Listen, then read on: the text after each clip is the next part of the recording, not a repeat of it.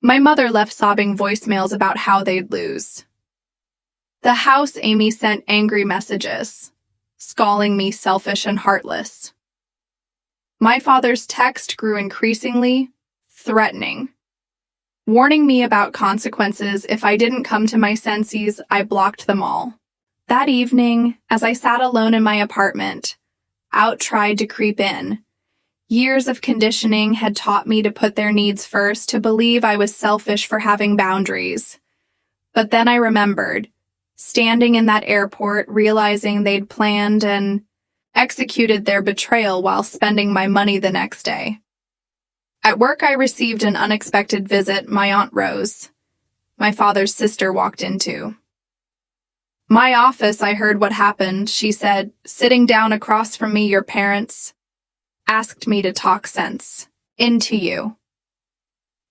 I braced myself for more guilt trips, but Rose surprised me. What they did was, cruel, Jocelyn. I've watched them take advantage of your kindness for years. It's time.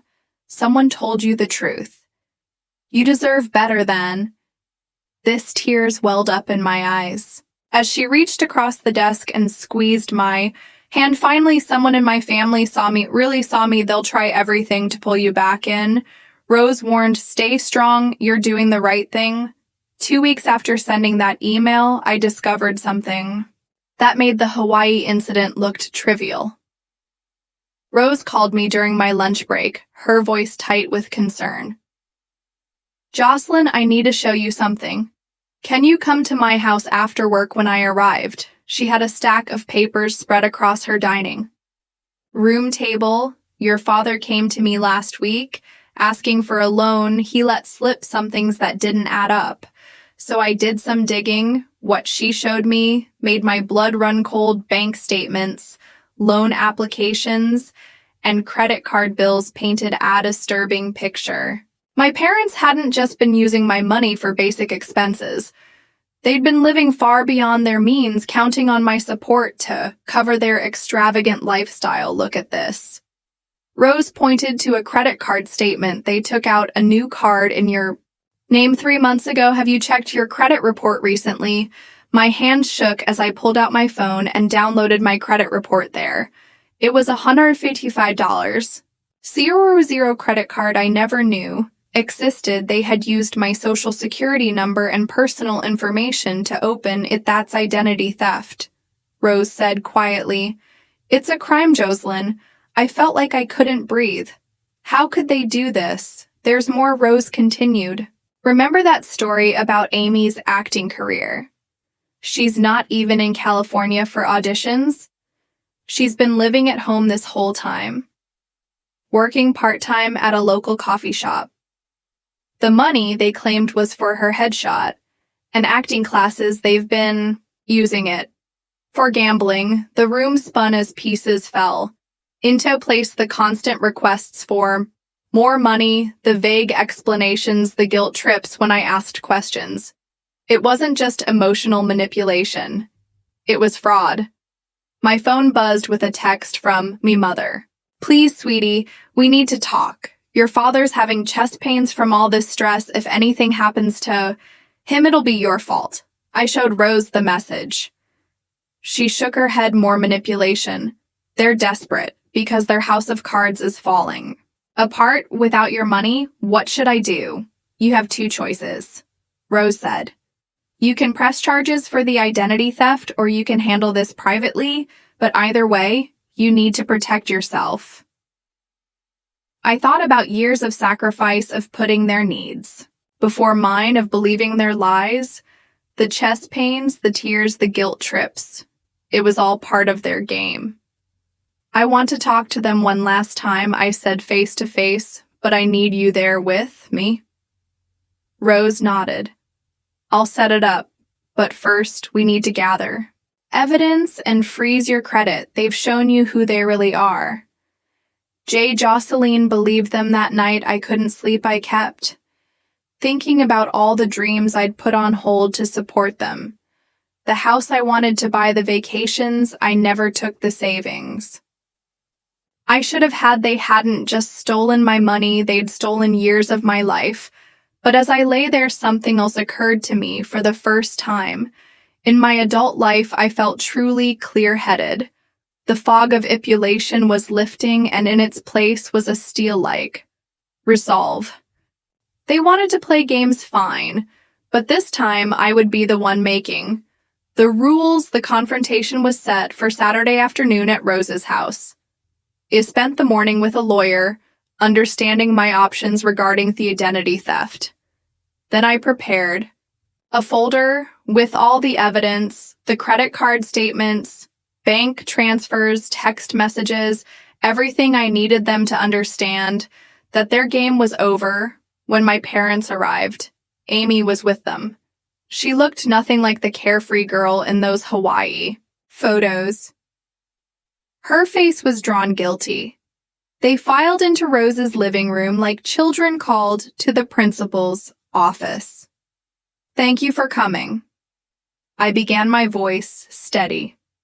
"I've discovered some things we need to discuss." Jocelyn, my mother interrupted, tears already. "Starting before you say anything you need to know." "No," I cut her off. "I'm talking now." I pulled out the credit card statements. Would anyone like to explain? The color drained from my father's face. Amy looked confused, but my mother jumped in quickly. "It was an emergency. We were going to tell you an emergency." I laid out more papers like the gambling debts or the maxed out credit cards or maybe Amy's fake acting career. Amy's head snapped up. "What do you mean fake?" I turned to her. "You really don't know. They've been telling me. You're in California pursuing acting. That's where all my money supposedly went. Your headshot classes. Rent." What Amy looked at. Our parents, in shock. "I've been working at Starbucks. They told me you refused to help with my college tuition." The room erupted in chaos. Amy started crying.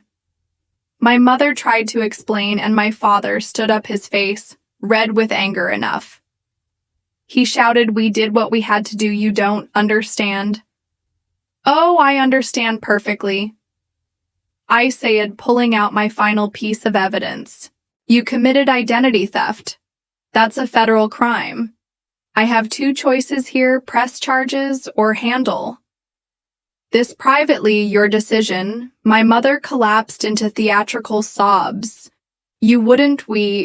Your parents don't steal from their children," Rose interjected. "Parents don't lie and manipulate and commit fraud." Just then, my father clutched his chest and staggered my heart. He gasped, "Call an ambulance." For a moment, I almost fell for it.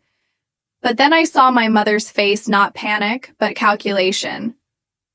This was their final play, their attempt to regain control. "No," I said firmly. "No more manipulation. Here's what's going to happen. You're going to sign a repayment agreement for every penny you stole. You're going to close that fraudulent credit card, and you're going to leave. Meal won't, and if we refuse," my father asked, his heart attack mysteriously forgotten, "then I'll press charges, and you can explain your actions." To a judge, the silence that followed was deafening. Finally, my father nodded, defeated. My mother stared at the floor, her tears suddenly dry, and Amy looked at me like she was seeing me clearly for the first time as they signed the repayment agreement my lawyer had prepared.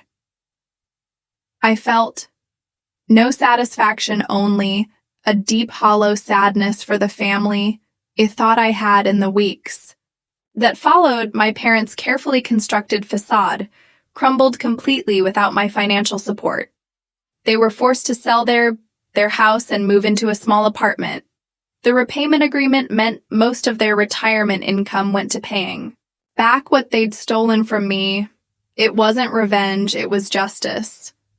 Amy moved in with Rose temporarily. While she figured out her next steps, she called me one evening, her voice small and uncertain. I had no idea what they were. doing she said all these years. They've been playing us against each other. I'm so sorry, Jocelyn. Her apology meant something, but it couldn't erase years of damage. Still, it was a start. My parents made one final attempt to manipulate me. They showed up at my office unannounced, causing a scene in the lobby. We'll lose everything, my mother wailed, after all we've sacrificed for you. I stood my ground, surrounded by concerned colleagues. You lost me, I said. Calmly, that's the only thing that matters, and it was your choice. Security escorted them out, and as I watched them leave, I felt nothing but peace. The guilt that had weighed me down for years was gone. I was no longer their ATM, their emotional punching bag, or their victim. That evening, I booked a trip to Hawaii, just for me, as I confirmed their reservation. I smiled at the irony. They'd tried to exclude me from a family vacation, but in doing so, they had given me something priceless: freedom.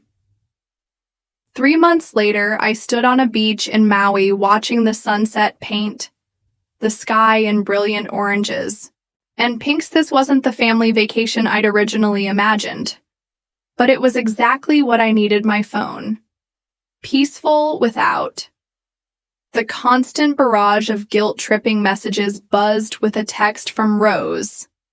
They're finally moving out of the house this weekend. She wrote, Amy's enrolled in community college. She is asking about having coffee with you when you're back. I took a deep breath of salt air and replied, tell her I'm open to it. Their payment plan was working slowly, but surely my parents had sold most of their possessions, and every month a check arrived from them without fail, not because they were sorry, but because they had no choice. The fraud charges I'd held back would surface if they missed a single payment. My mother still tried sending emotional emails through different accounts. We're eating ramen noodles while you're living in luxury. Is this what you wanted? I deleted them without responding.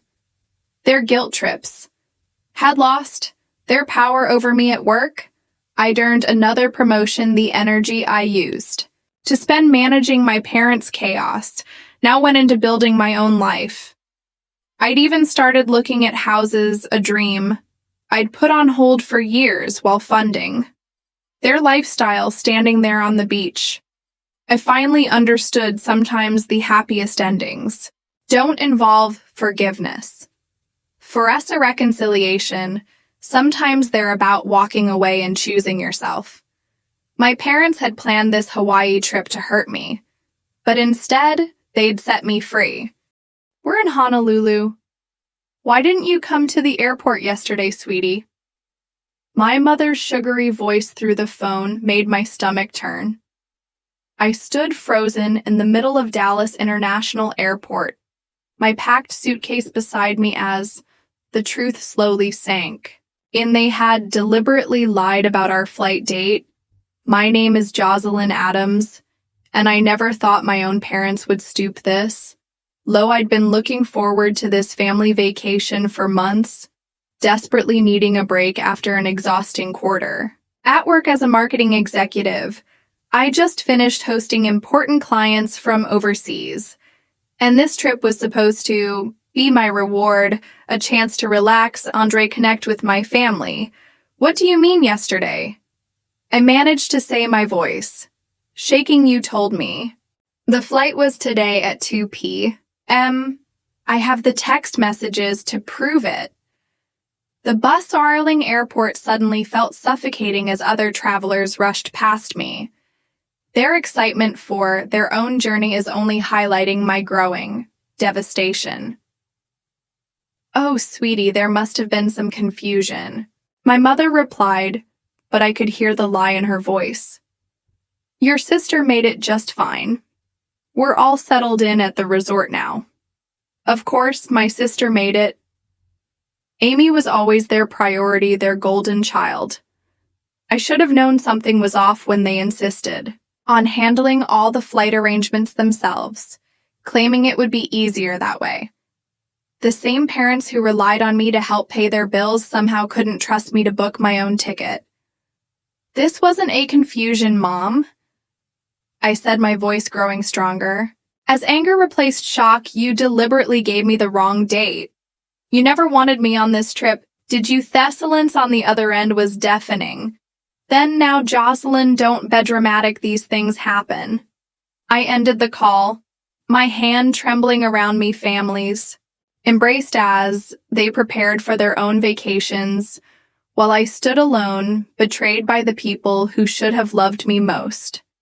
The irony wasn't lost on me. I'd been sending them money every month for the past 2 years, helping them maintain their lifestyle. After my dad's early retirement, they relied on my financial support for everything from medical bills to groceries. And still they chose to exclude me from our family vacation, looking at my useless suitcase. I felt tears welling up in my eyes. But more than sadness, I felt a burning anger rising inside me. This wasn't just about a missed vacation. It was about years of manipulation and favoritism and standing. There in the airport, I made a decision. That would change everything. I've always wondered if my parents ever truly saw me as their daughter or just as their personal bank account growing up. Everything was about Amy, her dance recital, her straight A's, her perfect smile. I learned to live in her shadow, but I never stopped trying to earn my parents' love and approval after graduating college. I threw myself into my marketing career, working overtime and weekends to climb the corporate ladder, while Amy pursued her dreams of becoming an actress funded by our parents' retirement savings I was building. Something real. Within 5 years, I had earned my position as the youngest executive at my firm, managing major client accounts and a team of 15 people. That's when my dad decided to retire. Early due to his arthritis, their savings had dwindled from supporting Amy's failed acting career, and suddenly they were struggling to make ends meet. Without hesitation, I stepped in to help. Every month, I sent them $2,000 to cover their mortgage and utilities. When unexpected medical bills came up, I covered those too. Last year alone, I gave them over $30,000 money I had planned to use for a down payment on my own house. "We're so blessed to have such a generous daughter," my mom would say during our weekly calls. But those calls always ended the same way, with updates about Amy's latest audition or her new headshot. They never asked about my work or my life unless they needed something 2 months ago. When they mentioned planning a family trip to Hawaii, I was thrilled. Finally, a chance to spend quality time together. They insisted on handling all the arrangements since Dad had airline miles to use. "Don't worry about anything," they said, "just focus on your big client meeting. We'll take care of everything." Like a fool, I believed them. I even transferred extra money to their account to help cover the resort expenses. "It's the least I can do," I told them, imagining lazy days on the beach and family dinners watching the sunset. I thought maybe this trip would be different, that they would finally see me as more than just their financial safety net. Instead, here I was standing in an empty airport with a packed suitcase and a broken heart. My phone buzzed with a new message, a photo from Amy of her and her parents at the beach, cocktails in hand. The caption read, "Family vacation begins. Missing you, sis, wish you could have made it." The rage that filled me in. That moment was unlike anything I ever felt before. Standing there in the airport, staring at Amy's photo, something inside me finally snapped. I started scrolling through past text messages from my parents, and the pattern became crystal clear. Every conversation about the trip had been carefully orchestrated to ensure I'd miss the flights at 2 p.m. On the 15th, my mom had texted, but looking at Amy's Instagram story, I could see their boarding passes from yesterday, the 14th, clear as day. They hadn't made a mistake. They'd planned this deception down to The last detail. My phone rang again this time. It was my father, Jocelyn. He started, his voice stern, like I was a child being scolded. Your mother is very upset by your attitude. We made an honest mistake with the dates, and you're turning this into a drama. You're a grown woman. You should understand these things happen. I laughed, but there was no humor in it. An honest mistake, then. Why did Amy know? The correct date. Why did you insist on booking everything yourselves? Why have you been lying to me for weeks now? Listen. Here he began. But I cut them off. No, Dad. You listen? I just checked my bank statements last week. I sent you $3,000 for this trip. Was that a mistake too? Or did you just take my money, knowing you'd leave me behind? The silence that followed told me everything I needed to know. Jocelyn heffinally said, his voice softer now, trying a different approach. You know, we're on a fixed income. We needed that money for the trip. You're doing so well in your career. You understand about making sacrifices for family, don't you? My hands were shaking so hard I could barely hold the phone. Sacrifices for family. I've been making sacrifices for years. I've given up my savings, my dreams of buying a house, everything to support you and Mom, and this is how you repay me. Don't be selfish. He snapped. Your sister needed this vacation. She's been under so much stress with her acting career and her acting career.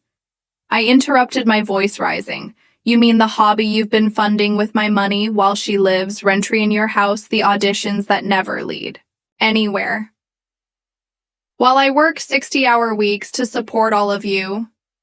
That's enough, he shouted. I won't stand for this disrespect.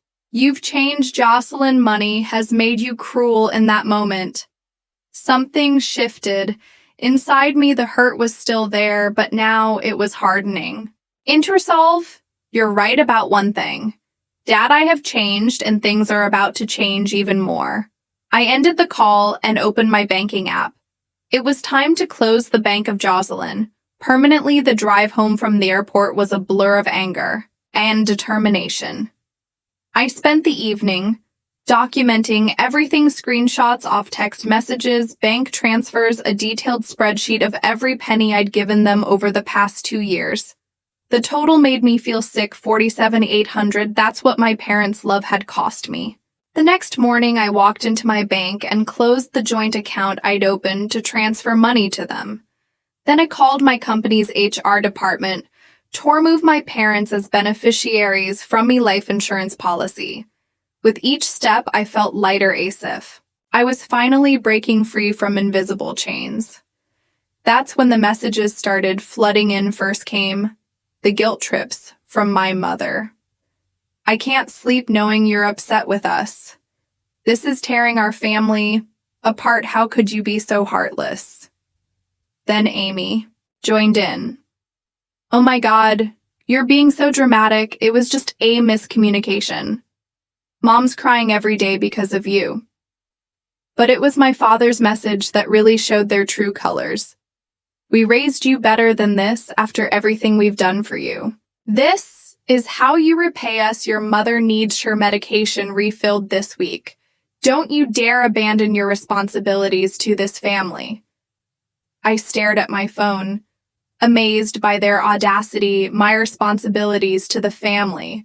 What about their responsibility to treat me with basic respect?